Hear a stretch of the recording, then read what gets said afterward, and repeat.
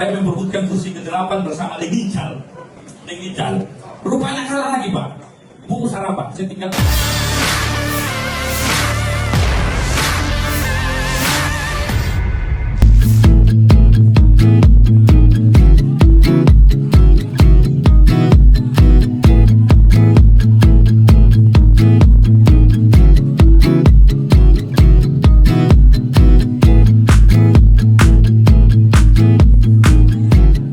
Mantan Ketua DPRD Makassar Rudianto Lalo naik kelas ke DPR RI. Pelantikan digelar di Kompleks Parlemen, Senayan, Jakarta, Selasa, 1 Oktober 2024. Usai dilantik, Rudianto Lalo melakukan selebrasi bersama tim dan kerabatnya yang berlangsung di Jakarta. Anak rakyat dari utara adalah anggota DPR RI dari Partai Nasdem. Ia terpilih di Dapil 1 Sulsel meliputi Kabupaten Bantaeng, Goa, Jeneponto, Kepulauan Selayar, Takalar, dan Makassar.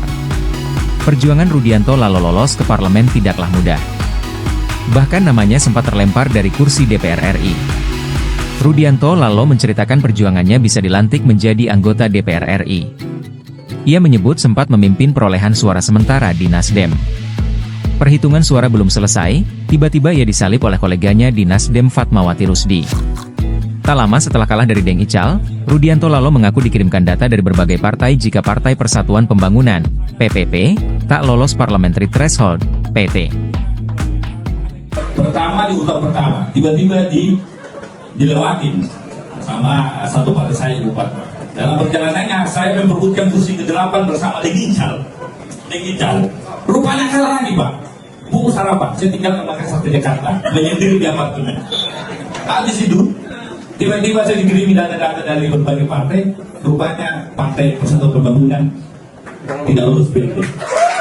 Begitu tidak lulus PT, kartu hidup kembali, Pak.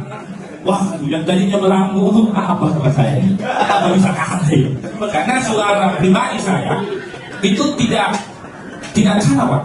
Sangat-sangat bergembira kalau saya. Kenapa? Terima kasih kepada saudara-saudaraku. Terima kasih banyak, saya sangat bergembira dan happy sekali hari ini karena di tengah kebahagiaan ada semua hadir di acara syukuran saya. Assalamualaikum warahmatullahi wabarakatuh. Download Tribun X sekarang, menghadirkan lokal menjadi Indonesia.